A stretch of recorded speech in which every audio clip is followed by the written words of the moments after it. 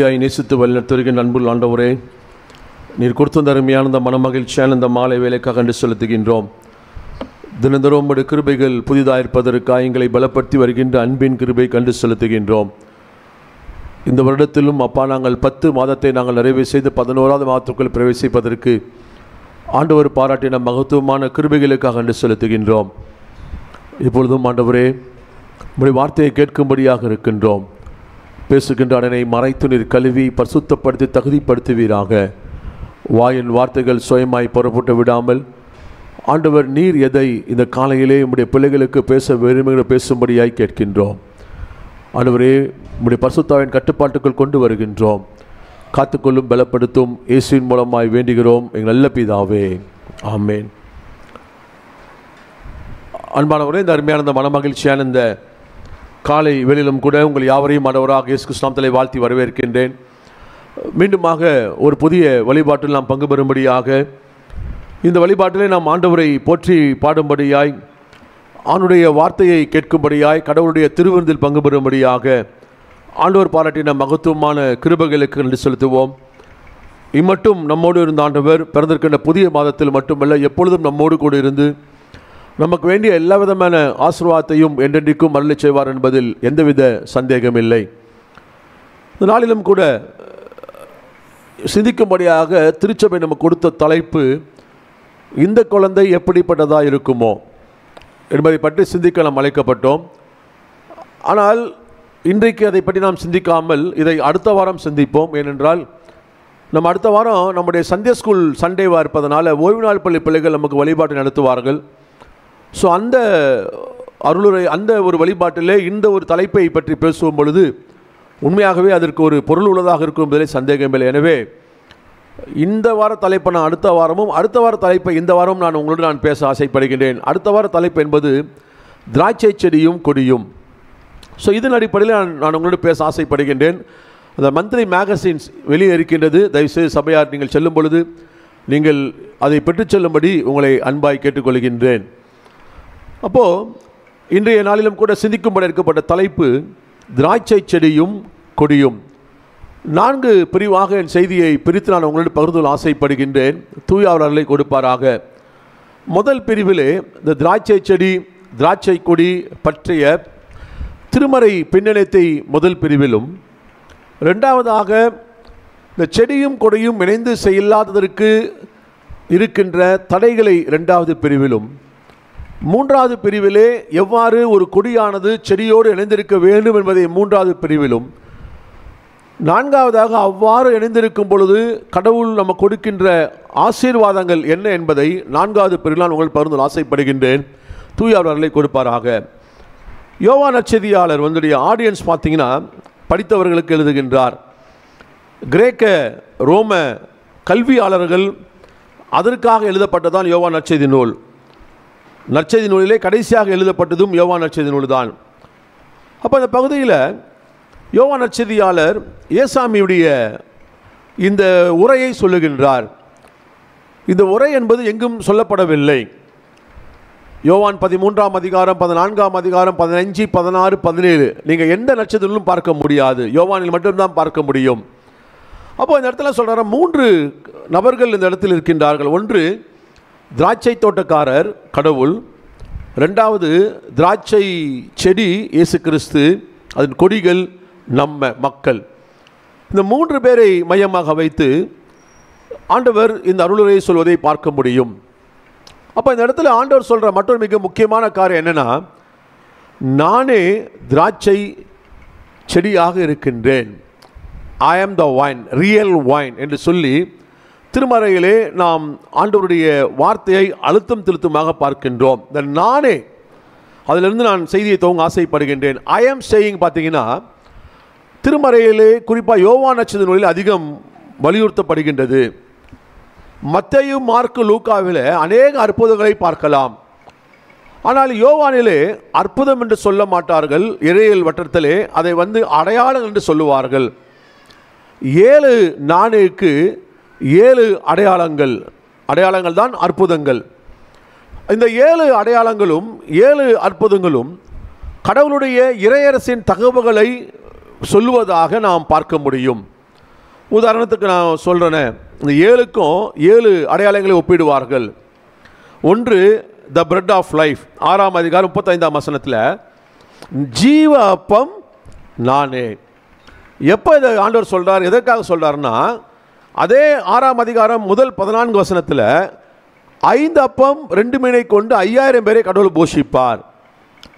அப்பொழுது உலகத்தில் இருக்கின்ற அப்பத்துக்காக நீங்கள் ஏங்க வேண்டாம், ஜீவ அப்பம் நானே என்று சொல்லி அந்த கடவுள் தன்னை ஒரு அப்பமாக காட்டுவதற்கு ஒரு அடையாளமாக, ஒரு சைனாக இந்த அற்புதத்தை செய்வதாக சொல்லுவார்கள்.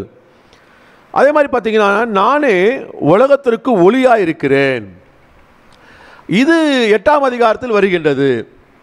இதை சொன்னவுடன் தான் ஆண்டவர் 9ஆம் அதிகாரம் துவக்கத்திலே தாயின் வயிற்றில் பிறவிக்குடனாயிருந்தவனை கடவுள் சுகப்படுத்துவார், கண்களை பார்வை கொடுப்பார். அப்போ நான் உலகத்திற்கு, இந்த உலக பார்வை அல்ல, நானே உலகத்திற்கு ஒளியாக இருக்கிறேன் சொல்லிட்டு அந்த ஒளியை பற்றி சொல்லி முடித்தவுடன் ஒரு அற்புதம், ஒரு அடையாளம் நடக்கும். இதனுடைய விளக்கத்தின் ஒரு விளக்க உரையாத அடையாளத்தை நாம் பார்க்க முடியும். நானே நல்ல மெய்ப்பன், இஸ்ரேல் காணாமல் போன ஆட்டை தேடி வந்த மெய்ப்பன். அதே போல் இதற்கு ஒத்த ஒரு சைன் என்னன்னு சொல்லுவாங்கன்னா, 38 வருடமாய் முடவனாய் இருந்த, காணாமல் போய் சமூகத்தில் தொலைந்து போன அந்த முடவனை தேடி ஆண்டவர் பெதஸ்தா குளத்துக்கு வருகின்றார் ஒரு மெய்ப்பனாக. ஸோ நான் ஒரு மெய்ப்பன் என்பதற்கு விளக்குவதற்காக தான் பார்க்க முடியும். உயிர்த்தலும் ஜீவனும் நானே 11ஆம் அதிகாரத்தில் வருகின்றது. இது எப்போ ஆண்டவர் சொல்றாருன்னா, லாசருவை உயிர்த்தெழுந்த பிற்பாடு சொல்லுகின்றார். 4 நாள் ஆயிடுச்சே நாரிமேன்னு சொன்ன பிற்பாடு சொல்கிறான். அப்போ சொல்லிட்டு சொல்கிறாரு, இல்லை நான் உயிர்த்தலும் ஜீவனும் நானே, என்னை விசிக்க மரித்தாலும் பிழைப்பான். ஸோ இப்படி ஒவ்வொருடைய நானே வார்த்தைக்கும் யோவானில் இருக்கின்ற 7 அற்புதங்கள் சொல்லப்படுகின்ற அடையாளங்களுக்கும் ஒற்றுமையை பார்க்க முடியும். அதே போல் இங்கே பார்த்தீங்கன்னா, நானே மெய்யான திராட்சை செடி. இதை எதுக்கு ஒப்பிடுவாங்கன்னா, கானாவூர் கல்யாணத்துக்கு ஒப்பிடுவார்கள். கானாவூர் கல்யாணத்திலே அங்கு திராட்சரசம் குறைப்பட்ட பொழுது அவர்கள் இயேசுவிடம் வந்து, ரபீனி ஏதாவது உதவி செய்ய வேண்டும் என்று சொல்லுகின்றார்கள்.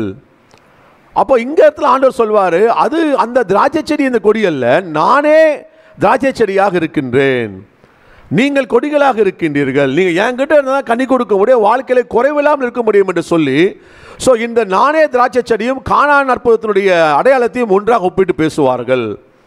ஸோ இது யோவான் நற்செய்தியாளருக்கே உள்ள ஒரு சிறப்பு அம்சமாக நாம் பார்க்க முடியும்.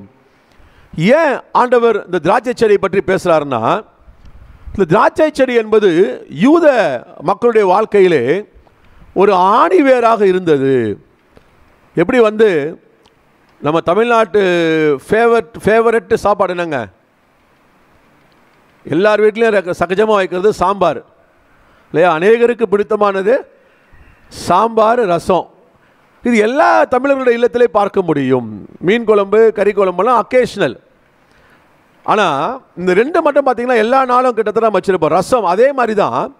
எவ்வாறு இன்றைய தமிழ் வட்டாரத்திலே ஒரு சாம்பார் ரசம் வந்து முக்கியத்துவம் பெறுகின்றதோ, அதே போல் இஸ்ரேல் நாட்டிலே வந்து திராட்சை ரசம் ரொம்ப முக்கியத்துவம் பெற்றது. நீ பாயசம் கூட பல வகை பாயசம் வந்துடுச்சு. சேமியா பாயசம் வந்துடுச்சு, பச்சைப்பருப்பு பாயசம் வந்துடுச்சு, அடை பாயசம் வந்துடுச்சு, நிறைய பாயசம் வந்துடுச்சு. அதனால தான் நான் சாம்பார் ரசம் ஒப்பிடுகின்றேன். என்னதான் நீ கறிக்குழம்பு வச்சாலும் காரக்குழம்பு வச்சாலும் சாம்பார் வச்ச ரசம் இருக்கான்னு கேட்போம். அந்த அளவுக்கு திராட்சை ரசம் வந்து அன்றைக்கு வந்து இஸ்ரேல் மக்களுடைய வாழ்க்கையில் மிகவும் ஒரு அடிப்படை ஒன்றாக இருந்ததை பார்க்க முடியும். இன்னைக்கு நம்ம ஊரில் திராட்சை கொடி எங்கே போடுவாங்கன்னா, அது வந்து மெயின்டைன் பண்ணி அதை கட் பண்ணி பராமரிப்பு ரொம்ப கஷ்டம். எங்களுடைய இறையல் கல்லூரியில், தமிழ்நாடு இறையல் கல்லூரியில் சேப்பல் உள்ள திராட்சை கொடி வச்சுருப்பாங்க, ரொம்ப அழகாக இருக்கும். இப்போ அதை எடுத்துட்டாங்கன்னு நினைக்கிறேன். நாங்கள் படிக்கும் போதுனா 2 பக்கமும் திராட்சை கொடிகள் இருக்கும், 2 பக்கமும் காய்த்து தொங்கும். சேப்பலுக்குள்ளேயே சேப்பல் நடுவில் சென்ட்ரல் வர்ஷிப் பண்ணுவோம், 2 சைடுமே இருக்கும். அப்போ அதற்காக வந்து மாணவர்கள் வந்து அதுக்கு இன்சார்ஜ் இப்போ பசங்க தான் இருப்போம், நாங்கள் தான் இருப்போம். அதை கட் பண்ணி ட்ரிம் பண்ணுறது, அது வந்து வளர்ப்பது சற்று கடினம். தமிழ்நாட்டை பொறுத்த வரைக்கும் நீங்கள் கொடைக்கானல் போகும்போது பார்த்தீங்கன்னா, வத்தலகுண்டு திண்டுக்கல் பகுதியில், கொடைரோடு பகுதியில் அநேக திராட்சை கொடிகளை நாம் சாலையோரங்களில் பார்க்க முடியும். அதை பாதுகாக்கணும், அது கொடியை கட்டணும், அதுக்கு தண்ணி ஊற்றணும், இது பண்ணணும், எல்லாம் கட் பண்ணி ட்ரிம் பண்ணால் தான் அது வளரும். ஒரு பாதுகாப்பான சூழல் மட்டுமல்ல, நல்ல ஒரு செழுமையான சூழல் அதுக்கு தேவைப்படுகின்றது. ஆனால் என்ன ஆச்சரியன்னா, இஸ்ரேல் நாட்டுக்கு நீங்கள் எங்கே பயணப்பட்டு வனாந்திரத்தில் சென்றாலும் அங்கங்கு திராட்சை தோட்டங்களை பார்க்க முடியும். அங்கங்கே திராட்சை செடிகளை, தோப்புகளை பார்க்க முடியும். ஸோ எப்படி வாழைத்தோப்பை நம்ம பார்க்குறோம், அது மாதிரி அங்கே திராட்சை பழத்தினுடைய தோப்புகளை எங்கே பார்க்கலாம்னா செழுமையான இடத்துல வனாந்திரத்திலே பார்க்க முடியும். அப்போ அந்த வனாந்திரத்திலே வந்து திராட்சை செடி வருகின்ற அளவுக்கு கடவுள் ஒரு செழுமையை அந்த மண்ணுக்கு கொடுத்திருக்கின்றார். அப்போது இந்த அளவுக்கு இஸ்ரேல் மக்களுடைய தங்களுடைய வாழ்வாதாரமாக இருந்த இந்த திராட்சை ரசம், திராட்சை பழம் பழைய ஏற்பாட்டிலும் இருப்பதை பார்க்க முடியும். பழைய ஏற்பாட்டில் பார்க்கும் பொழுது ஏசாயா 5ஆம் அதிகாரம் நாம் வாசிக்கிட்ட எரேமியா 2ஆம் அதிகாரத்தில் கடவுள் இஸ்ரவேல் மக்களை திராட்சை செடியாக சொல்லுகின்றார்.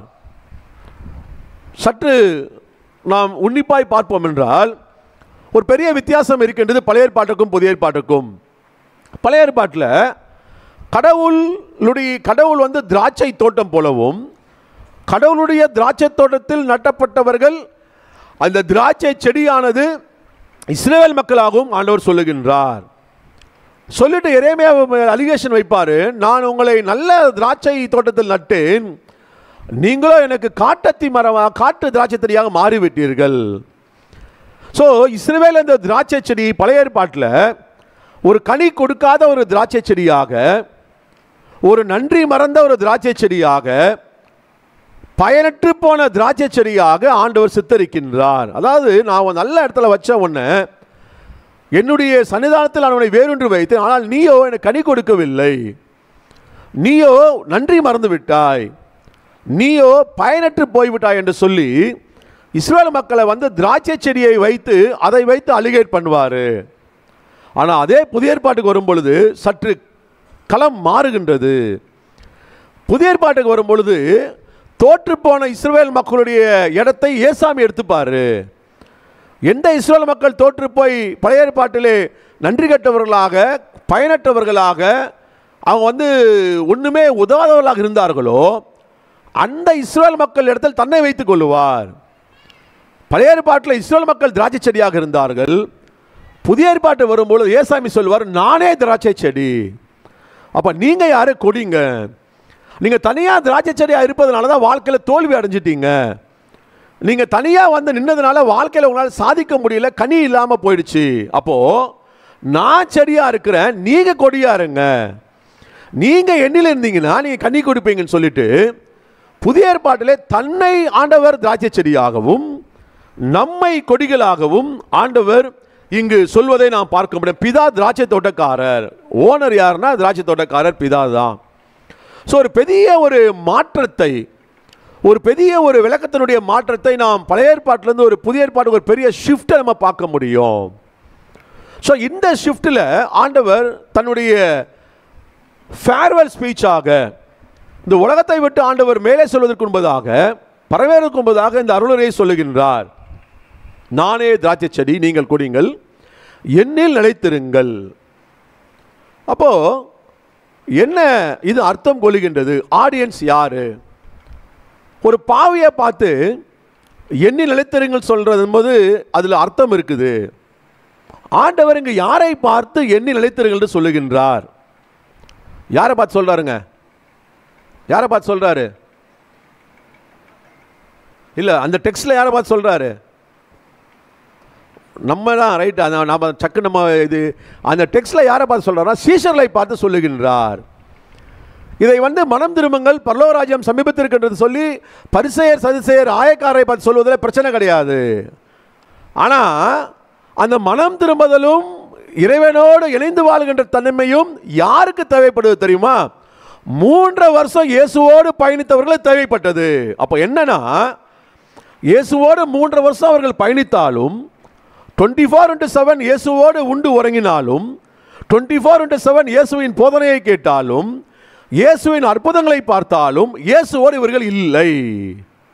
இயேசுவோடு இவர்கள் இல்லை. அப்போ நமக்குள் எழுப்ப வேண்டிய கேள்வி, ஒருவேளை எனக்கு நான் 40 ஆண்டுகால கிறிஸ்தவனோ 60 ஆண்டு கிறிஸ்தவனாய் பயணித்தாலும் நான் இயேசுவோடு பயணிக்கின்றேனா? இல்லை என்றால் ஏசாமி வந்து என்னை பார்த்து நிலைத்திருன்னு சொல்றாரா? அன்பான சகோதரனே, சகோதரியே, எத்தனை டெக்கேட் கிறிஸ்டியன்ஸ் இருந்து கணக்கு கிடையாது. 40 ஆண்டு, 50 ஆண்டு, 60 ஆண்டு, 70 ஆண்டு கிறிஸ்தவனாக இருந்துக்குவாங்க. அதை பற்றி பிரச்சனை இல்லை. ஆனால் ஆண்டவரோடு இணைந்திடவில்லை என்றால் ஆண்டவரை பார்த்து சொல்றார், என்னோடு இணைந்திரு என்று சொல்லுகின்றார். அப்போ பாவிகளை பார்த்து ஆண்டவர் என்னோடு இணைந்திருங்கள் சொல்லல. ஓடிப்பானவர்களை பார்த்து ஆண்டவர் என்னில் நிலைத்திருங்கள் சொல்லல. யாரை பார்த்து சொன்னாரு? இவரை ஏற்றுக்கொண்டவர்கள், இவரோடு பயணித்தவர்கள், இவரோடு உண்டு உறங்கினவர்கள், இவருடைய அற்புதத்தை பார்த்தவர்கள், இவர் மூலமாக அற்புதம் செய்தவர்கள், அவர்களை பார்த்து ஆண்டவர் சொல்றாரு நிலைத்திருங்கள். அன்பானவர்களே, இன்னைக்கு நம்ம பான் கிறிஸ்டியனா இருக்கலாம், கிறிஸ்துவில் நிலைத்திருக்கின்றோமா? ஒழுங்காக ஆலயத்துக்கு வரலாம், இதெல்லாம் பரலோகத்துக்கு கொண்டு போவாது. நம்ம நிலைத்திருப்பதற்கான ஒரு எக்யூப் பண்ணுற பிளேஸ் தான் சர்ச்சு. சர்ச்சைக்கு அட்டன் பண்ணுறதுனாலே நான் பரலோகத்துக்கு போயிடுவேன்னா அது முடியாது. இது நம்மளை ஷேப் பண்ணுற இடம் தான் இந்த திருச்சபை. அருளுரை என்பது நம்மளை ஆண்டவருக்குள்ளாய் வழிநடத்துவதான திருச்சபைகள். ஸோ அப்போ இந்த இடத்துல சீஷர்களுக்கு 3 வருஷம் அவரோட கூட பயணித்த சீஷர்கள் மீது ஆண்டவருக்கு நம்பிக்கை இல்லை. இப்போ நான் விட்டுட்டு போகிறேன், பரமேறி போன பிற்பாடு என் பணியை இவர்கள் தொடர்வதற்கு இவர்கள் தகுதி இல்லை. யாருக்கு தகுதி இல்லை? யாருக்கு? அவங்க யாரு? இவரால் அழைக்கப்பட்டவர்கள், மறுரூபமலையின் அனுபவத்தை பெற்றவர்கள், அற்புதங்களை பெற்றவர்கள், எல்லாத்தையும் பார்த்து ஆண்டவர் சொல்றாரு உனக்கு தகுதி இல்லை. அன்பானவர்களே, நம்மை பார்த்து ஆண்டவர் தகுதி உள்ளவன் என்று சொல்ல முடியுமா, தகுதி இல்லாதவன் என்று சொல்ல முடியுமா? நம்ம மனசாட்சிக்கு தான் தெரியும், மனசாட்சி தான் தெரியும். இது வெளிப்புறமாக நாம் திரும்பி சொல்கிறேன், சர்வீஸில் உட்காரதில்ல, பாடுறதில்ல, பார்ட்டிசிபேட் பண்ணுறதில்லனா அது இல்லை. இது மனிதன் நம் பார்ப்போம் ஒருத்தர் முகத்தை ஒருத்தர், ஆனால் உள்ளுக்குள் நேச்சர் எப்படி இருக்குது இதை தான் ஆண்டவர் பார்த்து கொண்டிருக்கின்றார். அப்போது சீஷர்களை என்ன பண்ணுறார் ஆண்டவர் இந்த இடத்துல தன்னுடைய திருப்பணிக்காக ஆயத்தப்படுத்தும் போது சொல்கிறாரு என்னில் நிலைத்திருங்கள். சீஷர்கள் மீது நம்பிக்கை இல்லாத ஆண்டவர், அந்த அளவுக்கு அவங்களுடைய வாழ்க்கை இருந்ததை நாம் பார்க்க முடியும். ஸோ அப்படி 2வது பகுதிக்கு சொல்ல ஆசைப்படுகின்றேன். அப்படி சீஷர்கள்கிட்ட என்னென்ன பிரச்சனை இருந்தது? 3 வருஷம் கடவுளோடு கூட இருந்தால் கூட இயேசுவானவளால் சீஷர்களுக்கு மேலே கான்ஃபிடென்ட் வரலை, நம்பிக்கை வரலை. இன்றைக்கி நம்ம அநேக நம்முடைய பிள்ளைங்களை, பொண்ணை பையனை ஃபாரின் அனுப்புகிறோம், அப்ராட் அனுப்புகிறோம் மேல் படிப்புக்காக. ஒரு நம்பிக்கை தானே. பசங்க தூரத்தில் படிக்கிறாங்க, தூரத்தில் வேலை செய்கிறாங்க, ஆனால் பசங்க நல்லா இருப்பாங்க, ஒழுக்கம் தவற மாட்டாங்க, கெட்ட பழக்கம் தான் வராது என்ற நம்பிக்கையில் தான் பிள்ளைங்களை பண்ணுறோம். ஃபாரினுக்கு படிக்க அனுப்புகிறோம், வேறு மாநிலத்துக்கு படிக்க அனுப்புகிறோம், வேறு நாட்டுக்கு வேலை செய்ய அனுப்புகிறோம். ஏனென்றால் தனியாக நம்முடைய பிள்ளைங்க இருந்தால் கூட கெட்டு போக மாட்டான், நம்பிக்கை தான். ஆனால் 3 வருஷம் கூட கூட இயேசுவானவருக்கு சீஷர்கள் நம்பிக்கையே வரல. அப்போ நம்பிக்கை வராமல் போனதற்கு என்ன காரணம் என்பதை மட்டும் 2வது பகுதியில் சொல்ல ஆசைப்படுகின்றேன். இந்த காரணங்கள் என் வாழ்க்கையில் இருக்கின்றதா? நம்பிக்கை வராமல் இருப்பதற்கு என்னுடைய வாழ்க்கையிலே இந்த சீஷர்கள் குறை இருக்கின்றதை என்பதை சிந்திக்க அழைக்கப்படுகிறது. 2வது பகுதியில் பார்த்தீங்கன்னா அப்ஸ்டக்கிள்ஸ். முதலாவதாக சீஷர்கள் எதில் தோல்வியுற்றார்கள் என்றால், அவங்க கூட காணப்பட்ட முதல் தடை இயேசுவின் நம்பிக்கையை பெறுவதற்கு சீஷர்கள் தோற்றுப்போனதற்கு முதல் காரணம் அவ்விசுவாசம். அன்பானவர்களை, நாம் இயேசுவோடு பயணிப்பதல்ல, இயேசுவோடு வாழ்வதல்ல, இயேசுவை முழுமையாக நம்புகின்றோமா? அந்த அவ்விசுவாசம் இல்லாமல் நாம் எத்தனை தலைமுறை கிறிஸ்தவர்களாக இருந்தாலும் அதில் எந்த ஒரு பயனும் இல்லை. விசுவாசத்தின் அடையாளமாக இருக்க வேண்டிய சீஷர்கள் அவ்விசுவாசத்தின் அடையாளமாக மாறினார்கள். ஏசாமி போட்டில் டிராவல் பண்ணுறாங்க, படுத்து உறங்கிக் கொண்டிருக்கின்றார்கள். அப்பொழுது கடல் கொந்தளிக்கும் பொழுது சீஷர்கள் சொல்லுகின்றால் ஐயரே நாங்கள் மடிந்து போகின்றோமே. அப்போ இயேசுவானவர் எழுந்திருந்து அந்த காற்றையும் கடலையும் அடவதற்கு முன்பதாக சீஷர்களை பார்த்து சொல்லுகின்றார், அற்ப விசுவாசிகளே. பாருங்க, அப்போ ஆண்டவருக்கு எது அற்புதம்? காற்றையும் கடலையும் அடத்து ஒன்றும் பெரிய மேட்ரு கிடையாது. இவங்க விசுவாசத்தை டெவலப் பண்ணுறது தான் மேட்டராக இருக்குது ஆண்டவருக்கு. அங்கே ஆண்டவர் கடலில் மீது நடந்து வரும்பொழுது ஆவேசம் என்று சொல்லி அலறுகின்றார்கள். அவ்விசுவாசம் எங்கு இருக்கின்றது அங்கு பயம் இருக்கும், விசுவாசம் இருக்கிற இடத்துல தைரியம் இருக்கும். அது மட்டுமல்ல, மறுரூபமலையிலும் அவர்களுக்கு விசுவாசம் இல்லை. அவ்விசுவாசத்தின் உச்சமாக ஏசாமி உயிர் தெழுந்தார், சீஷர்களுக்கு தரிசனமானார். இருந்தும் எம்மாவிற்கு போன சீஷர்கள் என்ன சொல்லிட்டு போறாங்கன்னா, இயேசுவின் சரீரத்தை தூக்கி சென்று விட்டார்கள். இயேசு உயிர்த்தல் தான் சொல்லலை, லூக்கா 24 இயேசுவின் சரீரத்தை தூக்கி சென்று விட்டார்கள். இது உமக்கு தெரியாதா? யார் இவர்கள்? இயேசுவோடு பயணித்தவர்கள், இயேசு உயிர்த்தெழுந்த பிற்பாடு சொல்லுகின்றார்கள். அன்பானவர்களே, இந்த அவிசுவாசம் நம்முடைய வாழ்க்கையில் இருக்கும் என்றால் நாம் கண்டிப்பாக ஆண்டவரில் நிலைத்திருப்பதற்கான வாய்ப்பே இல்லை. ஸோ முதலாவது சீஷர்களுக்கு ஒரு பலவீனம், முதல் பலவீனம் என்னதுதான்? அவிசுவாசம். இரண்டாவதாக நாம் பார்க்கும் பொழுது சகிப்புத்தன்மை இல்லாத ஒரு காரியம், lack of persistence or lack of tolerance. இது சீஷர்கள்கிட்ட இருந்தது ஒரு மிகப்பெரிய ஒரு பலவீனமாக இருந்தது. இது ஆண்டவருக்கோடு இணைந்து வாழ்வதிலே, ஆண்டவருக்குள் நினைத்திருப்பதிலே பெரிய தடையாக இருந்தது. அது என்னங்க டாலரன்ஸ், அது என்னங்க சகிப்புத்தன்மை. இது பார்த்தீங்கன்னா இந்த பெர்சிஸ்டன்ஸ் ஆண்டவர் சொல்றாரு, இந்த சீஷர்களுக்கு இந்த டாலரன்ஸ் என்பது இல்லாமல் இருந்து. குறிப்பாக பார்த்தீங்கன்னா ஆண்டவர் பயணித்துக்கும் பொழுது சமாரியா ஊருக்கு செல்லுகின்றார். அங்கு சமாரியா பட்டணத்துக்கு செல்லும் பொழுது அங்கு மக்கள் இவருக்கு எதிராக செயல்படும் பொழுது சீஷர்கள் சொல்றாங்க, ஆண்டவரே வானத்திலிருந்து நீர் அக்கினியை கொண்டு இவர்களை அழித்து விடும். அப்போ மற்றவங்க திட்டினாங்கன்னா, மற்றவங்க தூஷித்தாங்கன்னா அதை ஏற்றுக்கொள்ளக்கூடிய மனப்போக்கம் இவர்களுக்கு இல்லாமல் இருந்தது. அன்பானவர்களே, இந்த சகிப்புத்தன்மை கடவுளோடு இணைந்து வாழ்வதற்கு ஒரு பெரிய தடையாக இருப்பதாக நாம் பார்க்க முடியும். டாலரன்ஸ். நீ குடும்பத்தில் கணவன் மனைவியிடையே சகிப்புத்தன்மை இல்லை. நீ என்ன சொல்கிறது, நான் என்ன கேட்கறது, ஈகோ தொட்டுட்டாங்க, டிகர் ஆயிடுச்சு. என்னை மனைவி திட்டா, ஒரு பொம்பளை மாதிரி பேசலாமா? இந்த டாலரன்ஸ் இன்னைக்கு திருச்சபையில் இல்லை. இந்த டாலரன்ஸ் இன்னைக்கு சமூகத்தில் இல்லை. அடிக்கடி உதைக்கு உத, கண்ணுக்கு கண், பல்லுக்கு பல். நாம் இயேசு கிறிஸ்துவை மறந்து விடுகின்றோம். அவர் எவ்வளோ பொறுமையாக இருந்தார். அடித்தாங்க, உதைச்சாங்க, காரி துப்புனாங்க. இருந்தும் அவர் அடிக்கப்படும்படி கொண்டு போகப்படுகிற ஆட்டுக்குட்டியை போல் மிக அமைதி காத்தார் ஆண்டவர். இந்த சகிப்புத்தன்மை யாருக்கு இல்லை? சீஷர்களுக்கு இல்லை. ஸோ சொல்கிறார், ஊழியத்தை போனால் சகிப்புத்தன்மை இருக்கணும். 4 பேர் திட்டுவான், 4 பேர் அசிங்கமாக பேசுவான், உன்னை ஒருமையில் பேசுவான், உன்னை அதான் ஆண்டவர் சொல்ல அழகா, உங்களை நியாயஸ்தானத்துக்கு முன்பாக நிற்க வைப்பாங்க, உங்களை நியாயாதிபதிக்கு முன்பாக நிற்க வைப்பாங்க. அங்கேயும் பொறுமையாக இருங்க, அங்கே என்ன பேசணும்னு சொல்லிட்டு கடவுளும் கற்றுக் கொடுப்பா, நீங்கள் அதை பேசுங்க. இது சீஷரிடம் காணப்பட்ட இரண்டாவது குறை. மூணாவது குறை என்ன தெரியுங்களா? மாஸ்டர்வுட் ஆட்டிடியூட். அதான் முதலாளித்துவம் எண்ணம். ஊழியம் கொள்ளும்படி வராமல் ஊழியம் செய்ய வந்தேன் என்பது இயேசுவினுடைய எண்ணம். ஆனால் இவங்க என்ன தெரியுங்களா? ஊழியம் செய்ய அல்ல, ஊழியம் கொள்ள வேண்டும் என்று சொல்லி சீஷர்கள் மனநிலை மாறியது. ஏன்னா இவங்க ஏசாமிக்கு பாடி காட்டாக இருந்தாங்க. இன்றைக்கி பார்த்தீங்கன்னா ஒரு அரசியல்வாதி வர வச்சுக்கோங்களேன், அந்த அரசியல்வாதி அவங்க பந்தா பண்ணுறாங்களோ பண்ணலையோ, ஒரு மினிஸ்டர் வராருன்னா அவங்க பந்தா பண்ணுற பண்ணலையோ, ஒரு 5 பேர் கூட வருவாங்க, தள்ளு தள்ளு தள்ளு தள்ளு தள்ளு தள்ளு.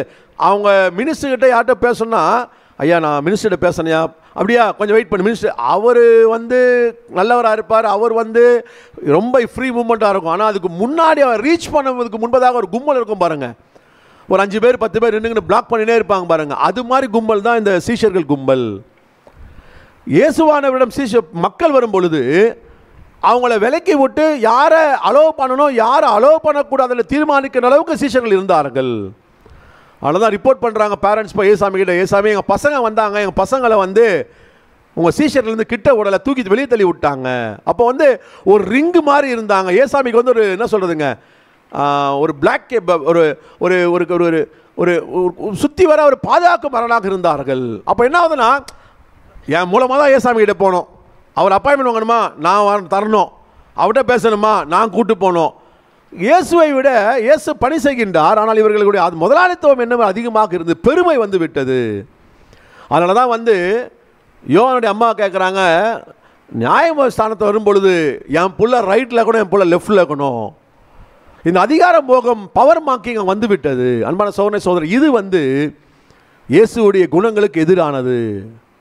நம்முடைய வாழ்க்கையிலும் கூட பெருமை இருக்கும் என்றால், முதலாளித்துவம் எண்ணம் நம்ம வாழ்க்கையில் இருக்கும் என்றால், மற்றவர்களை அடக்கி வாழ வேண்டும் என்ற எண்ணம் இருக்கும் என்றால், அது கடவுளோடு நாம் இணைந்து வாழ்வதற்கு எதிர்மறையாக இருக்கும் என்பதிலே எந்தவித சந்தேகம் இல்லை. கடைசியாக அவங்களிடம் காணப்பட்ட பெரிய பலவீனம் அன்பு இல்லாத தன்மை. ஒன்றா இருக்கிற மாதிரி இருக்காங்கன்னா ஒன்றா இல்லை. நீங்கள் அநேக குடும்பங்கள் கூட ஒன்றா இருப்பது போல் இருக்கும், ஆனால் ஒன்றாக இல்லை. சபை ஒன்றாக இருப்பது போல் இருக்கும், சபை ஒன்றாக இல்லை. எத்தனை பேர் நம்ம மனசுக்குள்ள ஒரு வைராக்கத்தை கசப்பை வச்சு தோத்திரம் போடுறோம். இங்கே ஒருவேளை 1000 இருந்தாலும் சரி, உங்களுக்குள் ஒருவராக நீங்கள் உங்கள் விஷ் பண்ணும்போதும் சரி, மனசுக்குள்ள கசப்பு இல்லாமல் யாருக்கா நம்ம விஷ் பண்ணுறோமா? அவங்க மேலே எந்த ஒரு குறை இல்லாமல் மனசில் அவங்கள திட்டாமல் அவங்கள விஷ் பண்ணி அலோன்னு சொல்கிறோமா? அப்போ மனசுக்குள்ள ஒருத்தர் மேலே வைராகத்தை கரையும் கசப்பையும் வச்சுக்கிட்டு தோத்திரம் பிரைஸ்ல அலையில சொன்னால் அது போலி, அது அன்பு இல்லாத ஒரு வெளிவேஷமாக ஆண்டவர் சொல்கிறாரு. அதனால தான் ஏசாமி பரமேற்கு முன்னதாக சொன்ன கடைசி கட்டளை என்ன தெரியுங்களா? நான் உங்களுக்கு சொல்கின்றேன், நீங்கள் அன்பாயிருங்கள். அன்பாயிருங்கள் என்ற புதிய கட்டளை உங்களுக்கு கொடுக்கின்றேன். 12 பேரும் ஒன்றா இருக்கிறது போல இருந்தாலும் ஒன்றா இல்லை. அவனுக்குள் சண்டை இருந்தது, போட்டி பொறாமை இருந்தது. ஆண்டவரோடு யார் நெருக்கமாக இருக்கணும் என்ற ஒரு காம்படிஷன் இருந்தது. யார் ஏசாமியோடு நெருக்கமாக்கணும்? யோவானா, பேதுருவா, அந்திரேயவா, யாக்கோபா?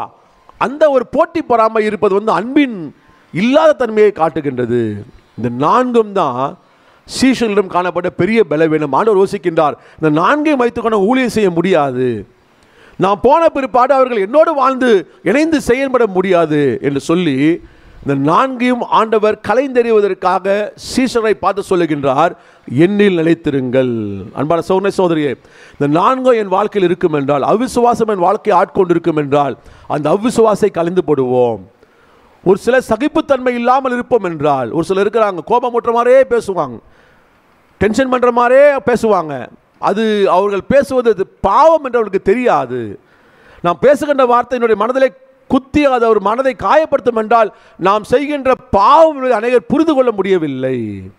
அப்படிப்பட்டவங்க கண்டிப்பாக கடவுளோடு இணைந்து வாழ்வதற்கான வாய்ப்பே இல்லை. அதெல்லாம் வெளிவேட கிறிஸ்தவர்கள் தான். அவர்களை பார்த்து பயப்பட வேண்டிய அவசியமும் கிடையாது.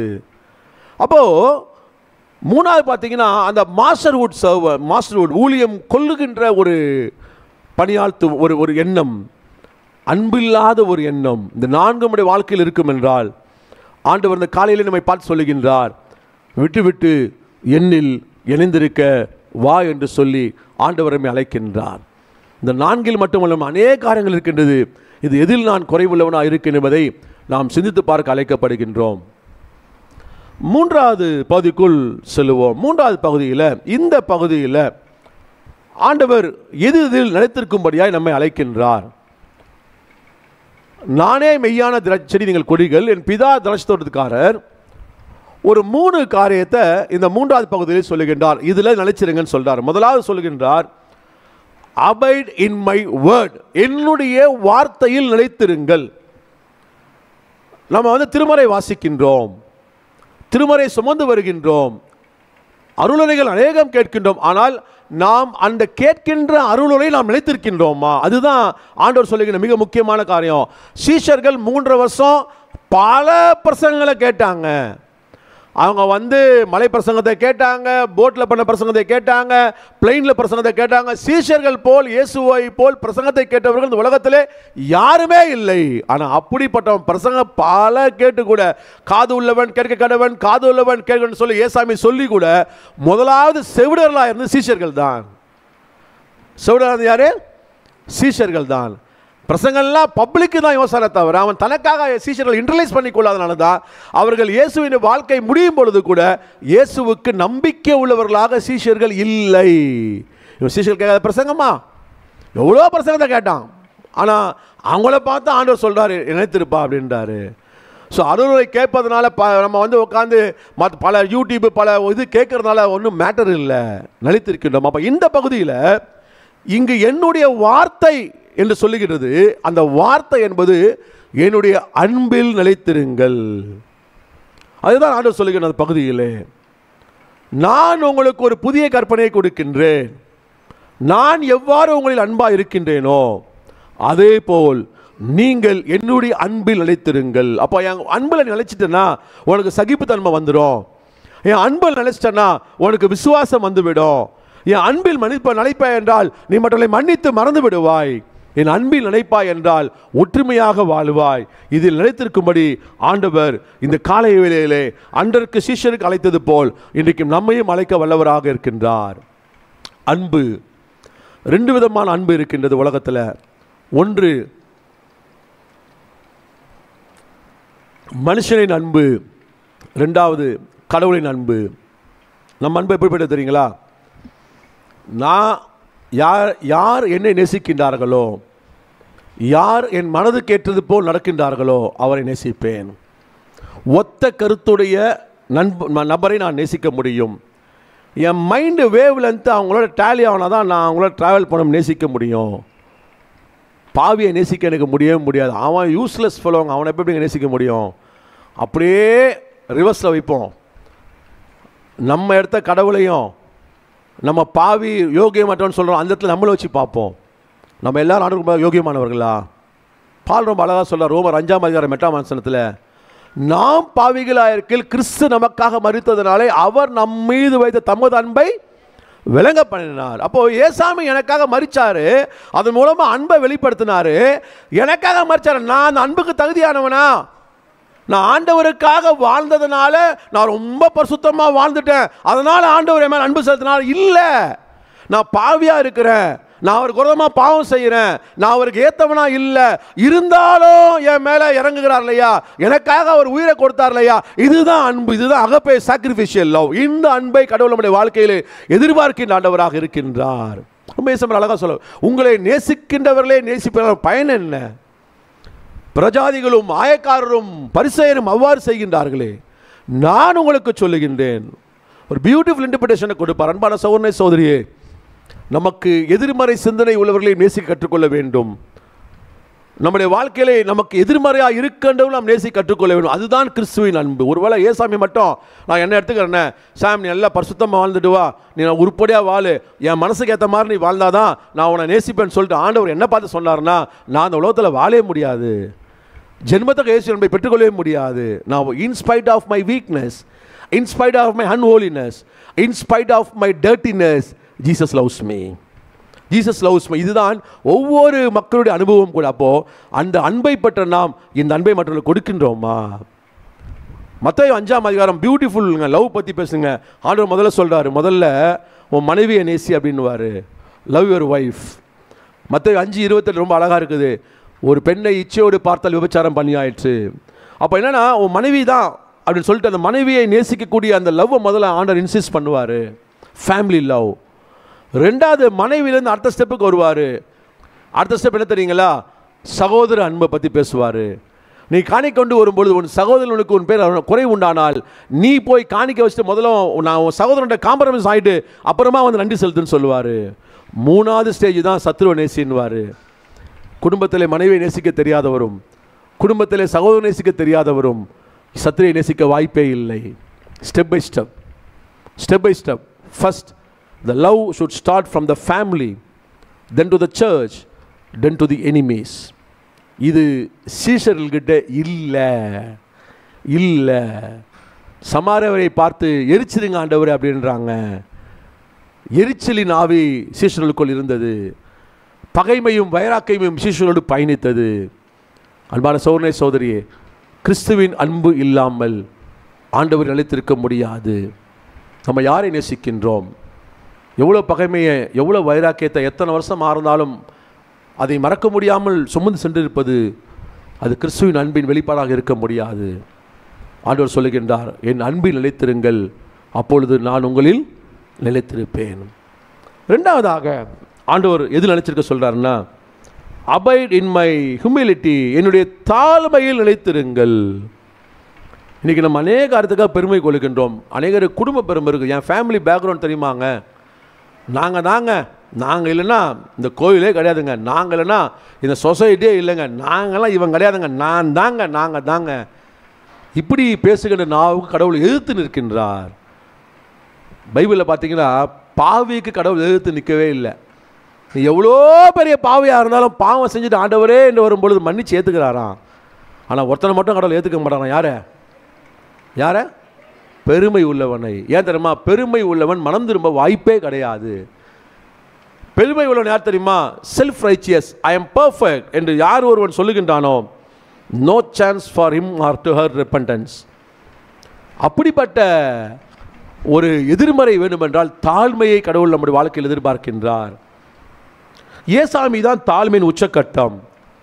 யோவான் 13ஆம் அதிகாரத்தில் இதே அந்த உரையிலே சேர்ந்து வருகின்றதான் யோவான் 13ஆம் அதிகாரம். அங்கு ஆண்டவர் சொல்லுகின்றார், ஒரு பெரிய எஜமான், உலகத்தை படைத்த ஆண்டவர் அந்த அங்கி அவுத்து அதை கட்டி சீஷனுடைய பாதத்தை கழுவி துடைக்கின்ற ஆண்டவரை பார்க்க முடியும். சொல்லிட்டு சொல்கிறாரு, நான் உங்களுக்கு ஒரு ரோல் மாடலை வச்சுட்டு போகிறேன். பெருமை என்ற ரோல் மாடலில் தாழ்மை என்ற ரோல் மாடல், பிடிவாதம் என்ற ரோல் மாடலில் விட்டு கொடுக்கின்ற ரோல் மாடல். பிலிப்பியர் 2ஆம் அதிகாரம் 2ஆம் வசனத்திலிருந்து 8ஆம் வசனம் வரைக்கும் ஒரு பியூட்டிஃபுல் தேரி, கெனாட்டிக் தேரி என்று சொல்லுவார்கள். இயேசு எவ்வாறு வெறுமையாக்கினார் தன்னை, பிதாவின் வலது பார்சத்தில் கொள்ளையாடின பொருளாக எண்ணாமல் தன்னைத்தான் வெறுத்து அடிமையின் ரூபம் எடுத்து மரண வரையும் தன்னை தாழ்த்தினார். Up to death on the cross he just humble himself. அன்பானவர்களே, இந்த தாழ்மை அன்னைக்கு சீஷர்கிட்ட இல்லை. ஏன்னா அவங்க பாஸாக இருந்தாங்க. ஆண்டவர் நம்மிடம் எதிர்பார்ப்பது பெருமை அல்ல, தாழ்மை எதிர்பார்க்கின்றார். ஜாதியை வச்சு பெருமை, பணத்தை வச்சு பெருமை, குடும்ப பெருமை, திருச்சபையிலும் பெருமை. நான் இந்த கோயில் மெம்பர் தெரியுமா, ஆண்டவர் பரலோகத்தில் நியாயந்திருக்கும் போது நீ எந்த கோயில் மெம்பர்னு கேட்கவே மாட்டார். ஒன்று எந்த டினாமினேஷனே கேட்க மாட்டார். முதல்ல நீ கிறிஸ்தவனானே கேட்க மாட்டார். நீ தம்பி நீ கிறிஸ்தவனா, நீ இந்துவா, ஜட்ஜ்மெண்ட் அப்படி கிடையவே கிடையாது. கையில் பைபிளை கொடுத்துருக்கேன், செஞ்சா செய்யலையா அவ்வளோதான். இந்த சிஎஸ்ஐ, இந்த பெந்தேகோஸ்து, இந்த கத்தோலிக்க திருச்சபை, இதெல்லாம் மேட்மேட் ஐட்டம்ஸ். எல்லாம் யார் மேட் ஐட்டம்ஸு? ஆமாம், மேன்மேட் ஐட்டம்ஸ். இதெல்லாம் ஒன்று பரலோகத்துக்கு கொண்டு போகாது. தூய பவுல் திருச்சபை வந்து பரலோகத்துக்கு, நான் தூய பவுல் சபை சர்ச்சை மெம்பராக இருக்கிறதுனால பரலோகத்துக்கு போயிட முடியாது யாரும். இங்கே வச்சிருக்காருன்னா இதன் மூலமாக நான் என் லைஃப்பை மாற்றப்படணும். இந்த பால் சர்ச்சில் மூலமாக என் லைஃப்பை டிரான்ஸ்ஃபார்ம் பண்ணப்படாமல் எப்படி உள்ளே வந்தோன்னா அப்படியே நான் அன்பு இல்லாமல் வெளியே போனேன்னா அதில் மாற்றம் இல்லை. ஒரு காரியத்தை செய்யுங்களேன் பார்க்கலாம். ஒரு ட்ரையல் பேசிஸில் அநேகர் நம்ம ஃபஸ்ட் வீக் தேர்ட் வீக் வந்து காஃபி ஷேர் பண்ணுறோம் இல்லையா, அநேகரை பார்க்கின்றேன். உங்கள் குடும்பத்தோடு பேசி கொண்டிருக்கின்றீர்கள், அநேக உள்ள உறவுகளோடு யாரும் பேசாமல் இருக்கின்றீர்கள். கொஞ்சம் மாற்றி இந்த வார்த்தையிலேருந்து யார்கிட்டலாம் இது வரைக்கும் நீங்கள் பேசலாம், அவங்கள்ட்ட பேசி பாருங்கள். நம்ம ஃப்ரெண்ட்ஸ்கிட்ட மட்டும்தான் பேசுகிறோம் இல்லையா? எத்தனை பேர் அக்ரி பண்ணுவீங்கன்னு நினைக்கிறேன். காஃபி ஃபெலோஷிப் நம்ம ஃபஸ்ட்டு தேர்ட் வீக்கில் எத்தனை பேர் நம்ம சர்ச்சுக்கு வர்ற நமக்கு அறிமுகம் இல்லாத நபர்களிடம் நம்ம இன்ட்ரோடியூஸ் பண்ணி பேசியிருக்கோம். அவர் நீங்கள் சர்ச் தான் வரீங்களா? இதுதான் பெந்தேகோஸ் சர்ச்சுக்கு நமக்கு இருக்கிற பெரிய வித்தியாசம். அது இண்டிபெண்டன்ட் சர்ச்சஸில் பிலீவர்ஸோ பாஸ் யார் இருந்தாலும் சரி, யார் புதுசாக வந்திருக்காங்களோ அவங்ககிட்ட போய் பேசுவாங்க. எப்படி இருக்கிறீங்க பிரதர், உங்களை புதுசாக பார்த்த மாதிரி இருக்குது, சிஸ்டர் உங்களை புதுசாக பார்த்த மாதிரி இருக்குது. நம்ம அப்படி விசாரிக்கிறோமா? இல்லை, அவன் மாமா வந்துட்டானா, மச்சான், அண்ணன், தம்பி, அவன் ஃப்ரெண்டு வந்துச்சாடே, அவன்கிட்ட வராடே, நம்ம டீம் வந்துச்சா பேசுவோம். இது வந்து யூஸ்லெஸ். இதுதான் நம்ம வாரம் 6 நாளாக தானே பண்ணிட்டுக்கிறோம், 6 நாளாக தான் பண்ணுறோம். அது பண்ணுறது கோயில் கொஞ்சம் ஃபெலோஷிப் தேவையில்லையே. அப்போ எதுக்கு ஃபெலோஷிப்பு? இதுவரை நீங்கள் ஆலயத்தில் யார்கிட்ட பேசுகிறவங்க பேசுங்க. நான் உங்களை பார்த்துக்கிட்டே பல வருஷமாக கோயிலில் பார்க்குறேன், ஆனால் இவங்ககிட்ட நான் பேசுனதே கிடையாது. இந்த காஃபி ஃபெலோஷிப்பில் பேசுங்க. எப்போ அவங்க எத்தனை வருஷமாக பல வருஷமாக பார்க்குறேன் பிரதர், நீங்கள் எங்கேருந்து வரீங்க, என்ன பண்ணுறீங்க, பேசுங்க. இதுதான் அந்த அன்புடைய வெளிப்பாடு. அப்போ தான் ஐக்கியம் வளரும். அன்பானவர்களே, இந்த அன்பை கடவுள் நம்முடைய வாழ்க்கையில் எதிர்பார்க்கின்றார். இந்த தாழ்மை எப்போ அந்த பேசுவதும் தாழ்மை குறிக்கின்ற ஒன்றாக தான் இருக்கின்றது.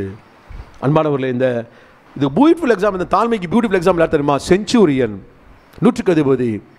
மத்தேயு 18ஆம் அதிகாரத்திலே, மார்க் 8ஆம் அதிகாரத்திலே சொல்கிறாரு, ஆண்டவரே நீ என் வீட்டுக்கு வர்றது தகுதியாய் நான் இல்லை ஆண்டவரே. ஆங்கிலத்தில் ரொம்ப அழகாக இருக்குங்க, நான் வாசிக்கிறேன், ஆங்கிலத்தில் வாசிக்கிறேன். I am not deserve to have you come under my roof. அழகாக இருக்கு பாருங்க. I am not deserve to have you come under my roof. ஆண்டவரே நான் வந்து பெரிய பணக்காரன், அதிகாரம் உள்ளவன், ஆனால் என்ன இருந்தாலும் நீங்கள் எங்கள் உள்ள வர்றதுக்கு அன்ஃபிட் ஆண்டவரே, அன்ஃபிட் ஆண்டவரே. இந்த தாழ்மை, இந்த தகுதியின்மை உணர்கின்றது தான் கடவுள் நம்முடைய வாழ்க்கையில் எதிர்பார்க்கிற 2வது பண்பு. 3வதாக, abide in my justice, God's justice. மீண்டும் சொல்லுகின்றேன், மனுஷ அன்பு எவ்வாறு கடவுள் அன்புக்கு மாறாக இருக்கின்றதோ அதே போல் மனுஷ நீதியும் கடவுள் நீதிக்கு மாறாக இருக்கின்றது. எனக்கு அடிக்கடி சின்ன வயசுலேருந்தே ஒரு சந்தேகம், என்னைக்கும் இதுவரைக்கும் சந்தேகத்துக்கான விடை காண முடியவில்லை. எனக்கு விடை காண முடியல, எனக்கு எதுன்னு தெரில. ஒரு கேஸு, ஒரு குற்றம் பண்ணுறாரு, ஒரே கான்ஸ்டியூஷன் தான் இந்தியாவில். லோவர் கோர்ட்டு அவரை கெட்டவருந்து, ஹை கோர்ட்டு சிங்கிள் வந்து நல்லவருன்றாரு, பெஞ்சுக்கு போனால் ஒரு தீர்ப்பு வருது, சுப்ரீம் கோர்ட்டு சிங்கிள் ஜட்ஜுக்கு போனால் ஒரு தீர்ப்பு வருது, மேலே டிவிஷன் பெஞ்சுக்கு போனால் ஒரு தீர்ப்பு வருது, அதுக்கு மேலே பெஞ்சுக்கு போனால் ஒரு தீர்ப்பு வருது. அது என்னால் இன்னும் புரிந்து கொள்ள முடியவில்லை. ஜஸ்டிஸ்னால் ஒன்று தானே இருக்கணும். ஒரு சட்டம் இருக்குது, இவர் தப்பு பண்ணாரா பண்ணலையா, பண்ணாருன்னா ஒரே சட்டம் ஒரே நீதி இருக்க வேண்டும். எனக்கு புரியவில்லை. ஒருவேளை நீங்கள் தகுந்த வழக்கறிஞர் உள்ளே இருக்கிறீங்க. பட் நான் என்ன சொல்ல வரேன்னா, ஆர்கியூமெண்ட்டுக்கு ஏற்ற மாதிரி, விட்னஸுக்கு ஏற்ற மாதிரி ஜஸ்டிஸ் மாறிக்கிட்டே போகுது. ஹியூமன் ஜஸ்டிஸ் என்பது அது வந்து it's something complicated, it's something changing. But God's justice never change. ஒரே சட்டம் தான். நீ தப்பு பண்ண கழுவு செய்யாது இருப்பாங்க. பண்ணியா நோ எக்ஸ்கியூஸ். இந்த இன்சிடென்டலாக பண்ண, நான் எக்ஸ்பெக்டடாக பண்ணலை, அக்கேஷனில் மாற்றிச்சு, நோ எக்ஸ்கியூஸ். பண்ணியா பண்ணலையா அவ்வளோதான்.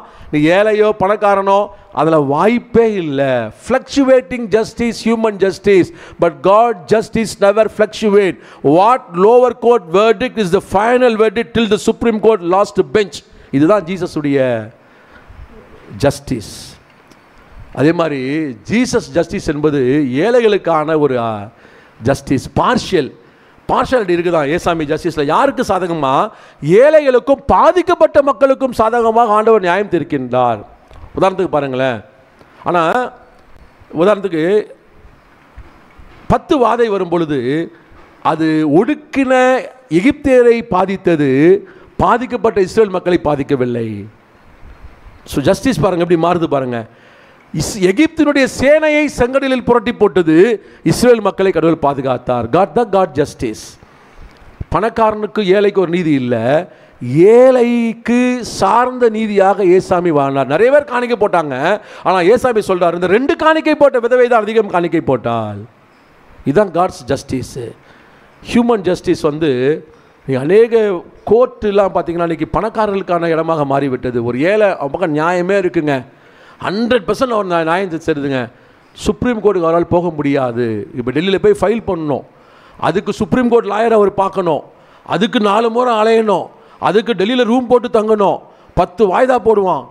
மொத்தத்திலே ஏழைகள் என்பது சுப்ரீம் கோர்ட்னா காலு கூட வைக்க முடியாது, சென்னை ஹைகோர்ட்லேயே கால் வைக்க முடியாது. It's something for some sector of people, not for the ordinary common poor people. ஆனால் இயேசுவின் நீதி என்பது அது அல்ல. கலாத்தியர் ரொம்ப அழகாக இருக்குது. இயேசுவின் நீதி இட் டிஸ்ட்ராய்ஸ் டிஸ்கிரிமினேஷன். ஆண் என்றும் இல்லை, பெண் என்றும் இல்லை, யூதன் என்றும் இல்லை, கிரேக்கன் என்றும் இல்லை, அடிமை என்றும் இல்லை, சுவாதீனம் இல்லை. It's destroys corruption. யாத்திராகம் 23:8 இட் பிரிங்ஸ் ஈக்குவாலிட்டி, சமத்துவத்தை கொண்டு வருகிறது. மற்ற 25ஆம் அதிகாரம். இந்த இயேசுவின் நீதி தான் நமக்கு வரணும். நம்ம நீதியில் நெப்போட்டிசம் இருக்குது, நம்முடைய நீதியில் குரூப்பிசம் இருக்குது, நம்முடைய நீதியில் ஃபேவரிசம் இருக்குது. ஏசாமி நீதியில் நெப்போட்டிசமும் கிடையாது, குரூப்பிசமும் கிடையாது, ஃபேவரிசமும் கிடையாது. சீஷர்களை கண்டித்தார், சகைவை உயர்த்தினார். அன்பானவர்களே, இந்த 3 காரியங்கள் நாம் நிலைத்திருக்க அழைக்கப்படுகின்றோம். இயேசுவின் அன்பில் நிலைத்திருப்போம், இயேசுடைய தாழ்மையில் நிலைத்திருப்போம், இயேசுவினுடைய நீதியில் நிலைத்திருப்போம். அப்படி நிலைத்திருந்தால், இதை நான் கோட் மட்டும், நான் உள்ள மெசேஜ் கொடுக்கல, கோட் மட்டும் பண்ணிட்டு போகிறேன். அப்படி நிலைத்திருந்தால் பின்வரும் ஆசீர்வாதம் வரும். ஆசீர்வாதம் நம்ம யோசிக்கிறோம், நம்ம பணம் தான் இல்லை, இல்லைங்க. இந்த 4 பிளெஸ்ஸிங் வருது. நீங்கள் நானும் இயேசுவில் நிலைத்திருந்தால், 1 நம்முடைய ஜெபம் கேட்கப்படும். 7ஆம் வசனத்தை சொல்கிறார் ஆண்டவரே, நீ நிலைத்திருந்தால் நீ கேட்டுக்கொள்ளுகிற எதுவோ அது கொடுக்கப்படும். அப்போ நம்ம ஜெபம் கேட்கப்படலாம். ஏன் ஆண்டவரே ஜெபம் கேட்கப்படல, ஏன் ஆண்டவரே ஜெபம் கேட்கப்படல? ரிவர்ஸில் யோசிப்போம், நான் கிறிஸ்துவில் இருக்கின்றேனா என் ஜெபம் கேட்கப்படுவதற்கு? 2வது சொல்கிறாரு, ஃபாதர் வில் பி க்ளோரிஃபைட், பிதா மகிமைப்படுவார். எனக்கு இதில் ஒரு சின்ன முரண் இருக்குங்க. கடவுளை மகிமைப்படுத்தி கை தட்டுவோமா? உன்னை டப்படப்படப்பன்னு கை தட்டுவான். கடவுளை மகிமைப்படுத்தி கை தட்டு அல்லேலூயா சொல்லுவோம், அல்லேலூயா. சத்தியமாக அதில் கடவுள் மகிமைப்பட மாட்டார். எல்லாம் 150 பேர் 200 பேர் கிறிஸ்தவ உட்காந்துக்கிட்டு நீ கை தட்டி கடவுளை மகிமைப்படுத்துவன்றதெல்லாம் வந்து பெருசாக மகிமைனா ஒன்றும் வராது. அல்லேலூயா அல்லேலூயா அல்லேலூயா கத்தி வொர்ஷிப் பண்ணி அப்படியே அதெல்லாம் எமோஷனை டச் பண்ணுறது, ஃபீலிங்ஸை டச் பண்ணுறது. சைக்காலஜிஸ்ட் வேலை அதெல்லாம். அவன் எப்படி மைண்டோ அதுக்கேற்ற மாதிரி வந்து, அதான் நித்யானந்தாவும் அப்படி தான் பண்ணுறாங்க, சாய்பாவும் அப்படி தான் பண்ணுறாங்க. வர்றவன் க்ரௌடை பார்த்து அதுக்கேற்ற மாதிரி அவன் கொடுத்து கையில் க்ரௌட் எடுத்துருவான். அது ஒன்றும் பெரிய மேட்ரு கிடையாது. இதில் கடவுள் நாம் கடவுள் நாம் எப்படி மகிமைப்படுமா? நம்முடைய செய்கைகள் கடவுள் நாமத்துக்கு மகிமையை கொண்டு வர வேண்டுமா? அதுதான் ஆண்டவர் சொல்கிறாரு. உன்னுடைய நீ காட்டுகின்ற அன்பு, நீ காட்டுகின்ற விசுவாசம், நீ காட்டுகின்ற மன்னிப்பு, நீ காட்டுகின்ற சகிப்புத்தன்மை, நீ காட்டுகின்ற தாழ்மை, நீ காட்டுகின்ற நீதியின் மூலமாக என்னை மற்றவர்கள் மகிமைப்படுத்த வேண்டும். நீ அல்லேலூயா அல்லேலூயா எனக்கு எதுக்கு? நீ கைத்தட்டி நான் அவனை மகிமைப்பட அவசியமே எனக்கு கிடையாது. நீ வாழ்ந்து காட்டு. 1 பேதுரு 2ஆம் அதிகாரம் ரொம்ப அழகா பீட்டர் சொல்வாரு, நம்முடைய செயலின் மூலமாக கடவுள் மகிமை பெற வேண்டும். அப்படி மகிமைப்பட்டார் ஆதி திருச்சபையிலே. அதனால தான் அவங்க கிறிஸ்தவங்கன்னு சொன்னாங்க. இன்னைக்கு நம்முடைய செயலின் மூலமாக கடவுள் மகிமைப்படுகின்றாரா, தூஷிக்கப்படுகின்றாரா? 3வதாக பிளெஸிங் தெரியுங்களா? God happiness will be with us. அநேகர் சந்தோஷத்தை தேடி ஓடிக்கொண்டிருக்கின்றோம். ஆண்டவரே சமாதானத்தை தாரும், சமாதானத்தை தாரும். சமாதானம் எங்கே நமக்குள்ளே இருக்குது. மற்றவனை மன்னிச்சு பாருங்க, சமாதானம் வரும். மற்றவனை ஏற்றுக்கொள்ளுங்க, சமாதானம் வரும். உண்மையான அன்பு செலுத்தி பாருங்க, சமாதானம் வரும்.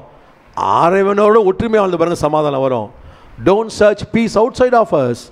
Already peace is within us.